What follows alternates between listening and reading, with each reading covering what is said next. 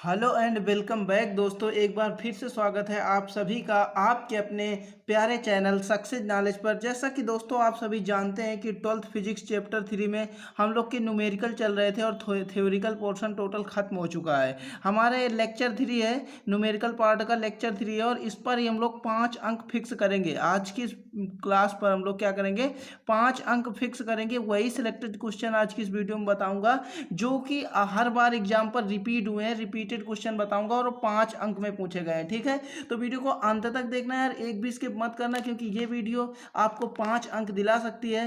तो आप ये तो जान चुके हैं कि कौन सी वीडियो। चलते हैं यहाँ पे अपने पहले क्वेश्चन की ओर। देखिए 2017 और 2019 में पूछा गया क्वेश्चन है। अनसॉल्व पेपर उठा के देख लीजिएगा आप, वहाँ पे क्वेश्चन पूछा गया है। पूछा क्या गया था, 5 अंक में एक चित्र दिया है और बोला जा रहा है दो दो चार, उसमें लिखा था 2 ओम 4 ओम तथा 4 ओम के 3 प्रतिरोध। तो मैंने 2 4 4 ओम एक साथ लिख दिया।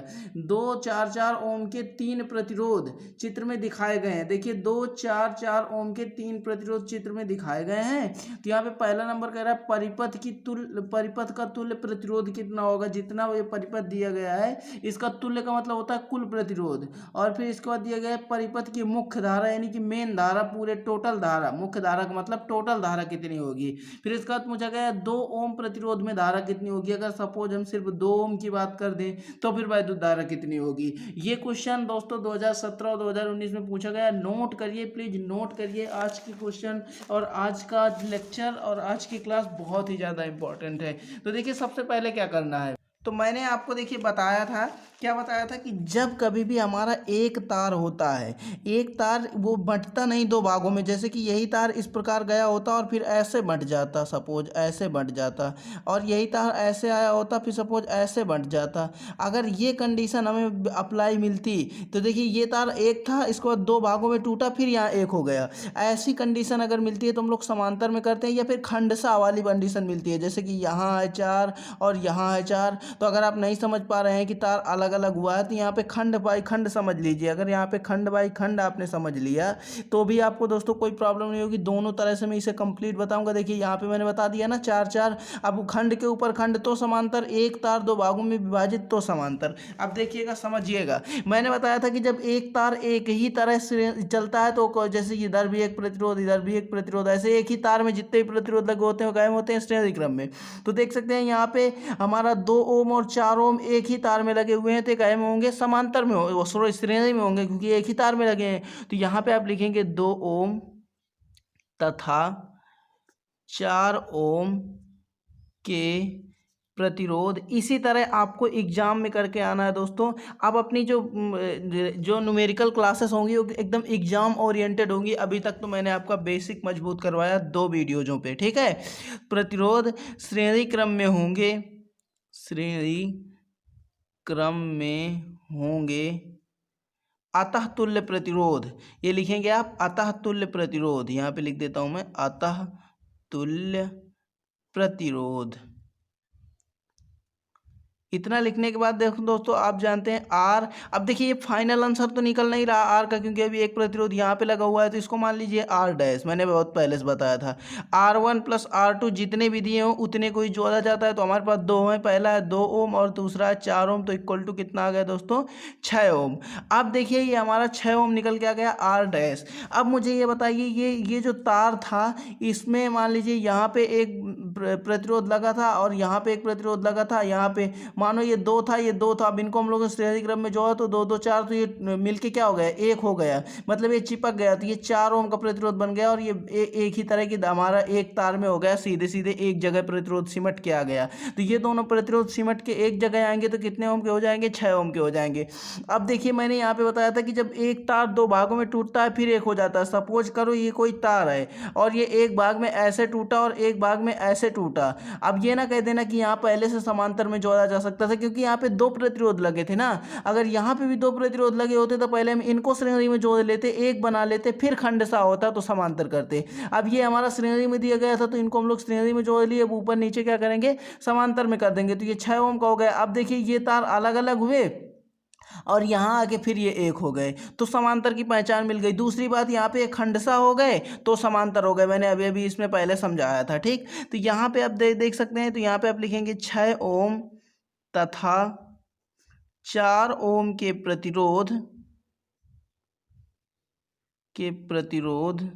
समांतर क्रम में होंगे। अतः तुल्य प्रतिरोध, यही चीज यहाँ पे आप लिखेंगे और लिख देंगे। अब देखिए यहाँ पे कोई प्रतिरोध नहीं जो रहा है, यानी आर का फाइनल मान निकल रहा है, तो यहाँ पे आर इक्वल टू रखेंगे। अब देखिए 1/r बराबर फार्मूला होता है, तो 1/r1 + 1/r2 आप कर देंगे। ठीक, इसके बाद R1 R2 के मान रख दीजिए, तो R1 का मान है हमारे पास 6 और R2 का मान हमारे पास 4, तो यहाँ पे आ जाएगा 4। अब यहाँ पे हम लोग एलसीएम ले लेंगे, तो एलसीएम हमारे पास आ जाएगा 12। क्या आ जाएगा? 12। अगर एलसीएम लेना भी नहीं आता ना, तो कमेंट करके बताना, मैं एक दिन उनको भी वीडियो बना दूंगा। क्योंकि कुछ बच्चे तो नहीं, लेकिन बच्चियां ऐसी होती हैं जिनको एलसीएम लेना भी नहीं आता और वो 11th पास होकर आ जाती हैं, क्योंकि वो लोग, उनके पास मैथ नहीं रहती और वो साइंस में न्यूमेरिकल ना कर करके वो थ्योरिकल पोर्शन से पास हो जाती हैं और यहाँ तक आ जाती हैं। लेकिन यहाँ पर अब उनको प्रॉब्लम होती है, क्योंकि अब यहाँ पर काम चलने वाला नहीं है। तो वो कमेंट करके बताएं, जो भी बच्चा हो या कोई भी हो, तो मैं उनके लिए वीडियो बना दूंगा, एक पर्सनल एलसीएम लेना सिखा दूंगा भिन्न की। ठीक है, अगर कहीं से भी आप सीख भी सकते हैं, अगर आप सीखना चाहें तो। नहीं सीख पा रहे हैं तो मेरे से बताइएगा। तो 6/4 का एलसीएम जब लेंगे तो 12 आ जाएगा। और ये कमेंट करके बताना किसके किसके समझ में आया, और ये क्वेश्चन मेरे बताने से पहले कौन कौन कर सकता था, ये कमेंट जरूर करिएगा कि ये क्वेश्चन किसे किसे आता था, तो मुझे पता चल जाएगा कि ये किस लेवल पे है। और जैसे ही चैप्टर अपना खत्म होगा ना, तो तुरंत इस चैप्टर का टेस्ट लिया जाएगा। ये बात याद रखिएगा, टेस्ट देने के लिए आप तैयार रहेंगे, टेस्ट जरूर दें, क्योंकि टेस्ट मोस्ट इंपॉर्टेंट है। ठीक है, अब देखिए 6 + 4 यहाँ पे हो गया, 12 ले लिया, तो 6 दूनी 12, तो ये आ जाएगा 2 और 4 तेई 12, 3 2 5/12। अब हमको सपोज निकालना है आर बराबर, तो आर बराबर आ जाएगा 12/5। ठीक, इतनी सी बात क्लियर। जिसके क्लियर है ना, तो जल्दी जल्दी कमेंट करके बताओ, क्योंकि लाइव क्लास चल रही है। इस क्लास पे कोई वो नहीं है कि कोई प्रॉब्लम हो, मैं डायरेक्ट आपका रिप्लाई भी दूंगा। जो लोग जुड़े हैं अपने साथ वो लाइक कर दें। लाइक करने में आपका कुछ नहीं बिगड़ता, क्योंकि लाइक करने में आपकी सिर्फ उंगलियां चलती हैं। ठीक है, तो मैं आई होप आपसे उम्मीद करूंगा कि आप लोग लाइक जरूर कर देंगे। ठीक है, अब इसके बाद हम लोग क्या पूछ रहा था, सेकंड नंबर पे, अब तक फर्स्ट नंबर कंप्लीट हो गया। सेकंड नंबर पे पूछ रहा था कि 2 ओम प्रतिरोध में धारा। तो देखिए 2 ओम प्रतिरोध का मतलब है कि इधर 2 ओम प्रतिरोध लगा है, तो हमें इतना तार काट के फेंक तो देंगे नहीं, यानी कि ये पूरा जो तार है, इस तार का ही हमें निकालना पड़ेगा। तो ये पूरा तार का हमें जब कंप्लीट निकालेंगे, तो 2 और 4 का कितने ओम हो जाएंगे? 6 ओम हो जाएगा। अब आई बराबर आप जानते हैं V/R। आई बराबर क्या जानते हैं? V/R। अब इसके बाद V इक्वल टू आपके पास कुछ वैल्यू दी गई है। V बराबर यहाँ पे देखिए 6 वोल्ट दिया गया है, तो यहाँ पे आप सिंपल से रखेंगे 6 और बटे में देखिए ये R है। R को अगर आप ऐसे में भाग देंगे, तो ये निकल के आ जाएगा 5 दूनी 10 बचा 2, पॉइंट लगाएंगे 10 हो जाएगा, 5 चौक 20, 2.4। तो यहाँ पे हम लोग कर लेंगे 2.4। अब इसके बाद क्या होगा, इसमें हम लोग जब दशमलव को हटाएंगे, तो यहाँ पे एक जीरो बढ़ जाएगा, और जैसे ही जीरो बढ़ जाएगा, तो यहाँ पे इसको काटेंगे, तो 24 का 24 और 24 दूनी 48, 2 और इसके बाद फिर 4 जाएगा, जीरो बढ़ाएंगे, तो यहाँ पे आ जाएगा एम्पियर। ये आई बराबर निकल के आ गया। ये फाइनल धारा है आपकी, फाइनल प्रतिरोध से निकाली गई है, ये दो ओम के प्रतिरोध से निकाली गई है, यानी कि तीसरा क्वेश्चन आपका बन गया है। ठीक है, तो देखिए यहाँ पे अपनी फाइनल धारा है, ये परिपथ की मुख्य धारा दूसरा पॉइंट होगा। क्यों दूसरा पॉइंट होगा? क्योंकि हमने यहाँ पे मेन प्रतिरोध रखा है। पूरा टोटल प्रतिरोध, हमारे कुल प्रतिरोध निकल के आ रहा था 2.5, और 2.5 जब हम प्रतिरोध रखेंगे तो हमारा ये होगा। अगर हम लोग यहाँ पे 6 प्रतिरोध रख देते हैं, अगर कह देते हैं 2 ओम में धारा, तो यहाँ पे हमें सिर्फ ये तार लेना होगा, यानी कि इसके अपान में 6 रखना होगा, तो 2 ओम में निकल आएगी। अब देखिए थर्ड क्वेश्चन क्या है, 2 ओम में धारा। तो देखिए 2 ओम में धारा जब हम निकालेंगे, तो ये वाला हम लोग 2 ओम में धारा, ये इस वाले तार की पूरा प्रतिरोध यूज किया जाएगा, तो वहाँ पे हो जाएगा आई। तो आई बराबर होता जाता है V/R। तो V अपने पास कितना दिया गया है? 6 दिया गया है, सेम कंडीशन। इसके बाद यहाँ पे देख सकते हैं 2 ओम और 4 ओम, यहाँ पे कितना निकाला था? 6, तो 6/6, यानी कि 1 एम्पियर आ जाएगी 2 ओम में धारा। किस किस के समझ में आया और किस किस के समझ में नहीं आया, कमेंट करके तुरंत बताइए, क्योंकि मोस्ट इंपॉर्टेंट क्वेश्चन है। आज की वीडियो में हमें 5 नंबर कंप्लीट करने हैं। ठीक है, और हमने कंप्लीट भी किया। अगर ये क्वेश्चन आपके एग्जाम पर आएगा, तो आप इसे तोड़ के रख देंगे, मैं उम्मीद करूंगा। और लाइक करना मत भूलिए यार, क्योंकि आपको नहीं पता कि कितनी मेहनत लगती है एक वीडियो को बनाने में। तो वीडियो को लाइक कीजिए और शेयर करना ना आप कभी मत भूला करिए, क्योंकि अगर वीडियो देख रहे हैं ना, तो अगर उसे शेयर कर देंगे ना तो आपकी वो फीस हो जाती है, क्या हो जाती है, आपकी फीस पे हो जाती है। और अगर आप किसी चीज़ की फीस पे करके पढ़ते हैं ना, तो जब फीस पे करके पढ़ेंगे तो वो आपको हमेशा एग्ज़ाम ओरिएंटेड मिलेगा और एग्ज़ाम तक याद भी रहेगा। क्योंकि ये तो दोस्तों सही बात है, अगर आप किसी कोचिंग में पढ़ते हैं और विदाउट फीस पढ़ लेते हैं ना, तो वहाँ पे आपको फिर बाद में प्रॉब्लम जाती है, कभी आप एग्ज़ाम में भूल जाते हैं, कभी कुछ प्रॉब्लम होती है। इसलिए आपकी फ़ीस मेरी यही होती है कि आप वीडियो को शेयर कर दिया करिए, ठीक है। आइए चलते हैं नेक्स्ट क्वेश्चन पर। देखिए ये 2012 और 2016 और 2020 आपके जो पिछला एग्ज़ाम था उस पर भी पूछा गया था। ये क्वेश्चन कौन सा है, एक विद्युत मोटर की सामर्थ्य 5 किलोवाट है, इसे प्रति किलो 10 घंटे की दर से 30 दिनों तक प्रयोग में लाने पर यूनिटों की संख्या क्या होगी। आपके घर में भी बिजली के यूनिट लगे होते हैं, यानी कि वो मीटर लगा होता है, उस पर कुछ यूनिट वगैरह होते हैं, उनको निकाला जाता है इसी प्रकार से। तो मैंने इसका एक फार्मूला बताया था, यूनिटों की संख्या बराबर वाट गुणे घंटा गुणे दिन बटे 1000, ये बताया था कि नहीं बताया था। अब देखिए यहाँ पे हमारे पास दिया गया है 5 किलो वाट, तो यहाँ पे हम लोग लिखेंगे कि वाट कितना दिया गया है, इसकी सामर्थ्य दी गई है, सामर्थ्य को होती है अपनी पी, और पी बराबर दिया गया है 5 किलो वाट। अगर हम इस केजी को हटाएंगे और वाट में अकेले चेंज करना चाहें तो ये हो जाएगा 5 × 10³ वाट, क्योंकि किलो को हटाते हैं तो 10³ का मल्टीपल करवाते हैं, तो 10³ वाट। इतनी सी बात क्लियर। जिसके क्लियर कमेंट करते जाइए और कमेंट करके बताते जाइए, क्योंकि कमेंट बॉक्स आपके लिए है और ये मेरे लिए नहीं बना हुआ है, ये कमेंट बॉक्स आपकी सुविधा के लिए बना हुआ है, ठीक है। इसके बाद बोल रहा है कि 10 घंटे की दर से, तो इसे देखिए 10 घंटे की दर से, यानी कि टी बराबर हमारा समय होगा, ये हमारी सामर्थ्य है, क्या है, सामर्थ्य। इसके बाद ये हमारा समय है, समय कितना दिया गया है दोस्तों, समय हमें दिए गए हैं 10 घंटे, कितने घंटे, 10 घंटे। अब कितने दिन दिए गए हैं, तो 30 दिन, तो यहाँ पे लिखेंगे दिनों की संख्या बराबर 30, दिन कितने दिए गए हैं, 30। अब कह रहा है कितने यूनिट प्रयोग किए जाएंगे, तो आप जानते हैं यूनिटों की संख्या बराबर। अब मैं बताता हूँ बच्चे गलती कहाँ पे कराते हैं इस क्वेश्चन में। ये क्वेश्चन क्यों 3 बार पूछा गया है, इसका रीजन यही है, क्वेश्चन एग्जाम पे छोटा पूछा जाता है लेकिन दिमागदार पूछा जाता है। अब बच्चे क्या करते हैं, इस केजी को नहीं चेंज करते और सीधे सीधे यूनिटों की संख्या बराबर ऐसे फार्मूला लिखते हैं कि यूनिटों की संख्या बराबर, यूनिटों की संख्या बराबर संख्या इक्वल टू लिख देते हैं वाट गुणे घंटा गुणे दिन और बटे 1000, बटे 1000। अब वो लोग क्या करते हैं, इस वाट को, इस केजी को नहीं हटाते, वाट में नहीं करते, केजी वाट को ही यहाँ पे लिख देते हैं, वही इनकी गलती हो जाती है। तो ऐसी गलती आपको नहीं करना, आप नहीं करेंगे। आपका दोस्त कहीं दूसरी जगह पढ़ रहा हो तो आपको इस क्वेश्चन को पूछना है, अगर आप पूछेंगे तो वो एक केजी हटाएगा नहीं, सीधे यहाँ पे वैल्यू रख देगा। तो आप यहाँ पढ़ रहे हो तो आपको कोई दिक्कत नहीं है, आप यहीं पढ़ते रहिए और भरोसा रखिए, एक जगह पढ़ा करिए, हर जगह बार बार करके ना भगा करिए, ठीक है। तो वाट, अब वाट कितना दिया गया है, 5 × 10⁻³ और घंटे कितने दिए गए हैं, 10, और दिन कितने दिए गए हैं, 30, बटे 1000। 1000 को हम कुछ लिख सकते हैं या 10⁻³ कुछ लिख सकते हैं, तो 5 का अगर हम इसमें भाग देंगे तो 5 × 15, यहाँ पे हो जाएगा 15। डाउट नोट पर होगा फिजिक्स, केमिस्ट्री, मैथ, बायोलॉजी सभी डाउट का सफाया। उसके लिए आपको करना क्या है, अपने क्वेश्चन की फ़ोटो खींचना है और क्रॉप करके भेज देना है। 3 सेकंड के अंदर आपका वीडियो सोल्यूशन आपके सामने होगा। क्लास 12 से 6 से लेकर 12 तक IIT JEE मेन एडवांस तक, तो लिंक नीचे डिस्क्रिप्शन पर है, आज ही डाउनलोड। तो आई होप दोस्तों ये सवाल आपके समझ में कुछ नहीं था दोस्तों, इसमें गलती बच्चे क्या करके आते हैं वो मैंने आपको बता दिया, ठीक है। चलिए क्वेश्चन मैं आपको और बता देता हूँ।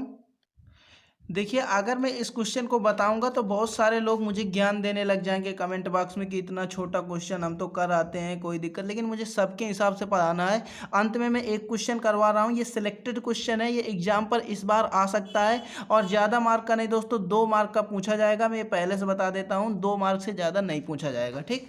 इसको देखिए क्वेश्चन क्या दिया गया है, 100 वाट 220 वोल्ट का बल्ब 110 वोल्ट की सप्लाई से जुड़ा है, बल्ब में व्यय होने वाली शक्ति होगी। इसमें शक्ति पी का मान पूछा गया है। अब देखिए ये क्वेश्चन क्यों सिलेक्टेड है, क्यों पूछा जाता है, क्योंकि इसमें 220 वोल्ट दिया गया है और 110 वोल्ट दिया गया है। यहाँ पे जो V के मान है वो 2 दिए गए हैं। अब आपको ये नहीं पता होगा कि कहाँ पे हमें, अब हमें निकालना ओनली शक्ति है, तो बहुत सारे बच्चे कंफ्यूज होके इसका मान जहाँ रखना है उसे यहाँ पे रखाते हैं और इसका मान जहाँ रखना है उसे यहाँ पे रखाते हैं। अब मैं आपको बता दूँ, देखिए P बराबर, जैसा कि आप फार्मूला जानते हैं, वी स्क्वायर अपान में होता है R।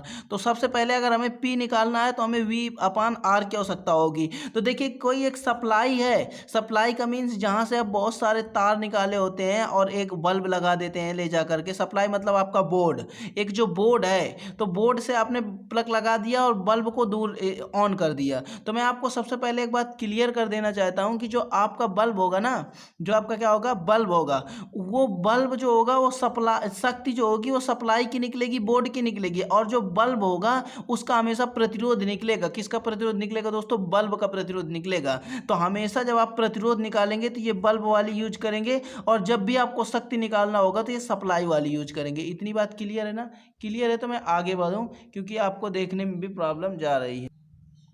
तो देखिए, तो यहाँ पे क्या था, P बराबर वी स्क्वायर अपान आर। मैंने बताया कि ये जो बल्ब है ना उसका प्रतिरोध निकलेगा और जो सप्लाई है उसकी शक्ति निकलेगी, ठीक है। तो R बराबर, जैसा कि आप सभी जानते हैं कि R बराबर, अगर मैं इसी फार्मूले एक फार्मूला मैं आपको बता दूं, R बराबर आप जानते हैं वी स्क्वायर अपान P। इसी फार्मूले से अगर निकालना चाहें तो वी स्क्वायर अपान P। अब देखिए यहाँ पे वी स्क्वायर यानी कि V का मान अब कौन सा यूज किया जाएगा, क्योंकि प्रतिरोध जब निकालेंगे तो वो बल्ब का निकलेगा, और जब हम लोग शक्ति निकालेंगे वो सप्लाई की निकलेगी। इतनी बात याद रखना। जो बोर्ड है आपका, सपोज करो यहाँ पे कोई एक बोर्ड है, बल्ब यहाँ पे लगा हुआ है, तो जो ये बल्ब है ना इसका प्रतिरोध निकलेगा, और इस बोर्ड की जो सप्लाई है इसकी आपकी शक्ति पता की जाएगी। इसी शक्ति के हिसाब से ये बल्ब जलेगा, जितनी इसमें क्षमता होगी उतना ये बल्ब जलेगा, इसलिए इसकी शक्ति का क्या निकलेगा, शक्ति निकलेगी सप्लाई की, ठीक है।